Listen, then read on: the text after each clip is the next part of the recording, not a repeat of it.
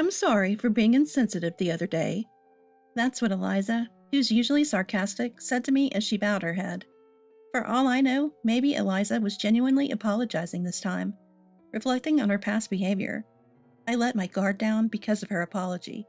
Little did I know that a police-involved incident was about to unfold. My name is Lisa. I've been working as a daycare teacher, a dream job, since my childhood. My husband Jace and I have been married for 3 years now. As we are enjoying a lazy day off, a call came in from my mother-in-law, Eliza. "You should come visit us soon. You haven't been home for 6 months." Upon hearing Eliza's voice, Jace made a face of annoyance. Though my in-laws' house is just a 30-minute drive away, Jace never seems eager to visit Eliza. He's always been put off by his mother's excessive meddling and maintains some distance. Eliza has always thrown jabs at me, ever since we got married, as if blaming me for taking away her only son. Though I find Eliza difficult, I have no choice but to go when called. The last time she told us to visit and we didn't, she showed up at our house unannounced.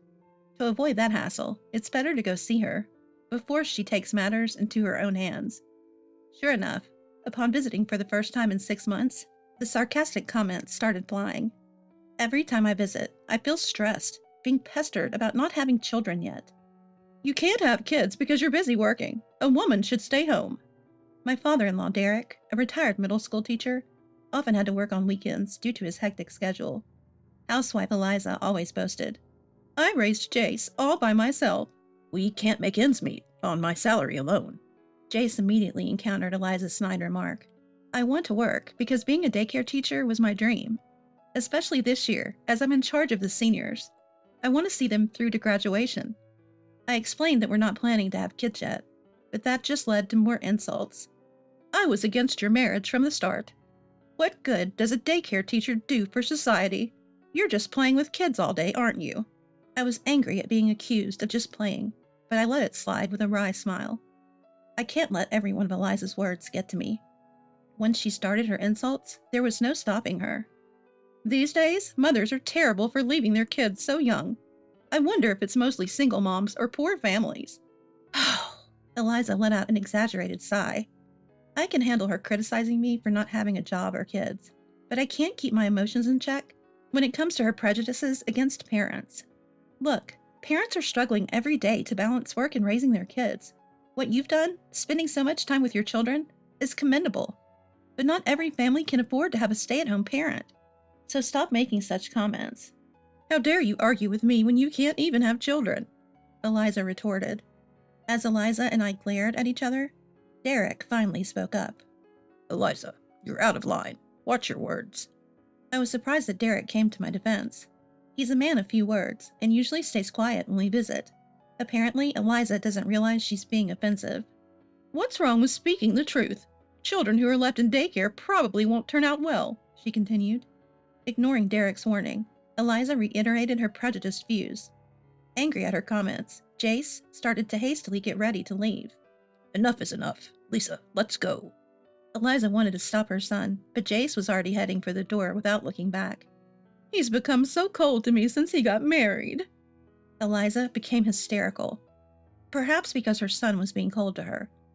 She blames me, but Jace's cold behavior isn't new. Ever since he moved out, he began questioning Eliza's excessive interference. I was shocked to learn she'd go into his apartment with her own key and read all his mail. "What are you standing there for? Go get Jace right now," she commanded. Jace, who had already left the house, was ordered to be called back. Feeling irritated, wondering why I had to be given orders in the first place. It's sad, isn't it? You were always around, yet you're disliked. You mistake it for love, but it's just excessive interference. Thank you for showing me how not to raise a child. I snapped. I knew we wouldn't see each other for a while, so I let it all out. I was also angry about her terrible comments about daycare parents. I felt a sense of relief getting that off my chest. Her face turned red with rage. "You'll see. I'll kick a nasty woman like you out of my house." Eliza slammed the front door after kicking me out. I figured this means I won't be called or visited for a while. I told Jace, who was waiting for me outside the entrance, what had happened. "Good on you for standing up to Mom. We'll have some peace for a while now." I felt reassured by Jace's words, but what Eliza said last still bothered me. If we don't hear from her, I guess we don't have to visit for Christmas. A few days after thinking this, Jace got a message from Eliza. She's asking if we'd like to come to a pizza party. She said she regrets what she said to Lisa and wants to apologize. Jace asked me what I thought, and I hesitated. Honestly, I can't imagine Eliza actually apologizing. The olives on the pizza are from a friend's farm. They're really fragrant and delicious. Let's just go, and if Mom starts her snide remarks again, we'll just take the pizza and leave. I couldn't help but laugh at Jace's suggestion. That's when I remembered Jace has a real love for pizza. All right, let's go. I'm curious to see if Eliza will actually apologize. So we decided to visit my in-laws' home again on our next day off. As soon as we arrived, Eliza immediately apologized. I'm sorry for my insensitive remarks the other day. Can you forgive me?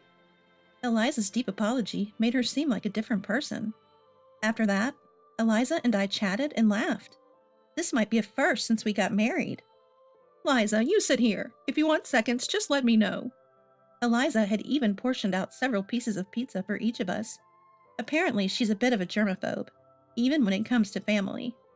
The fresh pizza emitted an appetizing aroma. I noticed Derek wasn't around as we sat down to eat.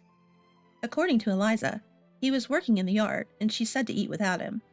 Guess we'll start then. Jace quickly grabbed a slice and took a big bite. The moment Jace picked up the pizza, I smelled its wonderful aroma. Eliza urged us to eat the hot pizza quickly, so I took a slice. The colorful veggies on top looked delicious. Eager to enjoy the acclaimed olives, I took a careful bite. But the moment I bit into it, something fell off. The bacon was juicy, and the abundant veggies were delicious. But the olives and asparagus don't have any fragrance, I muttered in a low voice. But I couldn't complain about food that was prepared for us. Jace, do you taste or smell the olives on your pizza? I quietly asked Jace, making sure Eliza couldn't hear. He nodded, as if it were a given. I thought maybe my nose was stuffed because I was catching a cold, so I continued to eat. 20 minutes after we started eating, Derek comes back from the yard and takes his seat. I must have looked puzzled while examining the pizza toppings. He asked what was wrong. I looked at Derek and said, I was just thinking. I don't smell any olives or asparagus. Then Eliza's voice comes from the kitchen. It's on there. Trust me. The moment I hear Eliza's laughter, Derek slams my plate off the table. Spit it out. How much did you eat? The plate shatters loudly on the floor. Caught off guard by Derek's uncharacteristic yelling, I stammer. I ate a few slices. Jace asks what's going on, but Derek just keeps insisting that I spit it out. Eliza, on the other hand, doesn't come out of the kitchen even though Derek is shouting. Confused, I get up to head to the bathroom and feel incredibly dizzy. I rush to the toilet and throw up repeatedly. I start sweating profusely and collapse in the bathroom. Call an ambulance, now! I hear Derek instructing Jace, and it sounds like he's also yelling something at Eliza in the distance. Next thing I know, I'm lying in a hospital bed. Apparently, I fainted temporarily due to dehydration from vomiting so much. You're going to be fine. We got you treated right away, Jace says, looking almost in tears, as he explains what happened.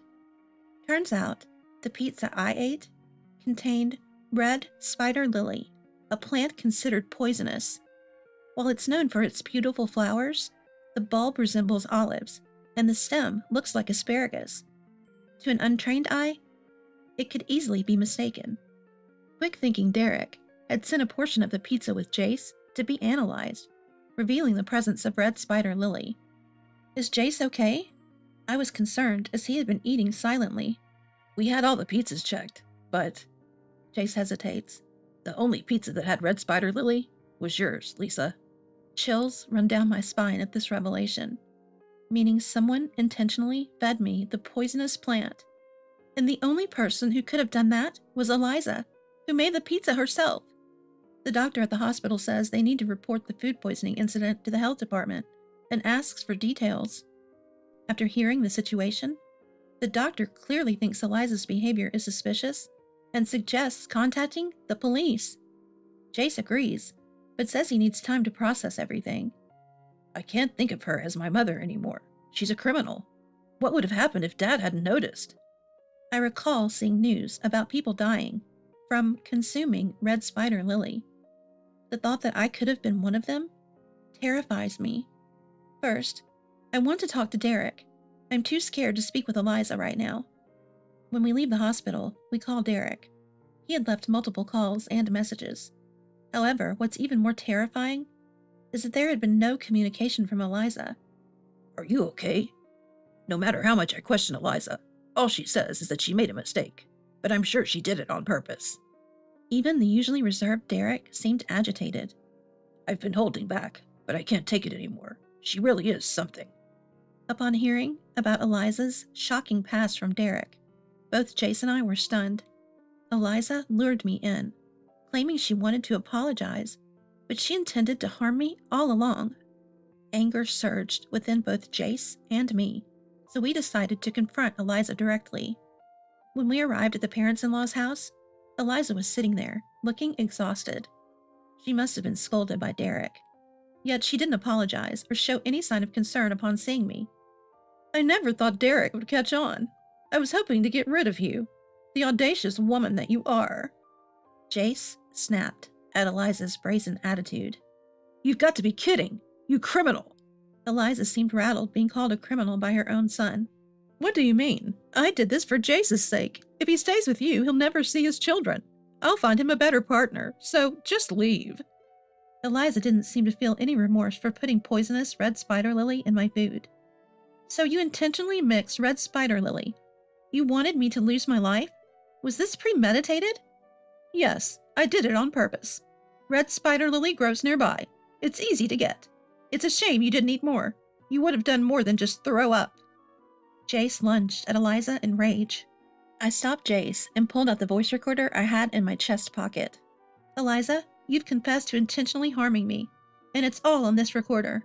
I'll be filing a damage report with the police. Eliza paled at the mention of the police. What?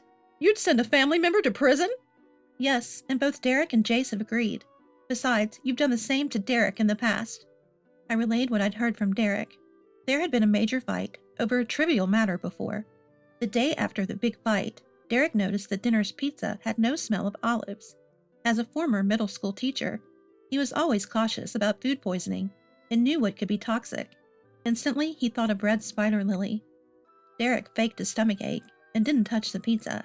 After Eliza went to bed, he checked the trash can and found remnants of red spider lily, which terrified him. Because of his past experiences, he was able to quickly tell me to spit it out. I can tolerate it if it's just me, but I can't allow harm to come to someone important to my son. We're getting divorced now. Derek had been able to focus on work because of Eliza's support. She had helped raise Jace, so he couldn't easily bring himself to say divorce. He knew red spider lily had been mixed into the pizza, but never blamed Eliza before. But now, he seemed resolved to give up on Eliza. Eliza, who never thought divorce was on the table, was stunned. How am I supposed to live now? I'll give you this house. We have some savings. They'll be your retirement fund once we distribute the property. Derek continued talking about divorce, like he'd been planning it all along. Eliza barely had a moment to interject. While they were discussing the divorce, we decided to leave the house. We'll go to the police station with Jace. Please cooperate once the investigation starts, I said, and headed straight to the police station.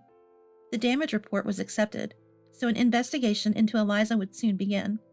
After that, Eliza started calling us almost daily. Please, retract the damage report. Her voice was full of exhaustion. Derek divorced her soon after and moved out. Between the police coming and Jace leaving, nasty rumors about Eliza had started in the neighborhood. Though she begged for help, I had no sympathy. I can't deal with any more persistent phone calls. Even if I change my phone number, there's nothing stopping them from just showing up at my house. Fed up with even having to deal with this, I finally said, Fine, I'll retract the damage report. But never show your face to us again. Even when a grandchild is born, you won't meet them. If you approach us, I'll consult the police. This seemed to shock Eliza, who had been eagerly awaiting a grandchild. However, she must have thought that a criminal record would be more damaging. Eliza ended up paying me settlement money, so I withdrew the damage report. She probably used the money from a property division she got during her divorce from Derek, so her savings must have taken a big hit. I heard from Derek that Eliza couldn't take the neighborhood gossip anymore and eventually sold her house to move to a cheaper rental in Philadelphia. Apparently, she's been calling Derek, wanting to get back together, but he made it clear that's not happening. From here on out, Eliza is likely facing a lonely life on her own. As for Derek, he moved close to our house. I've grown to love Derek, who I can really count on. I'm sure that even if we have grandchildren in the future, Derek will be there to protect them.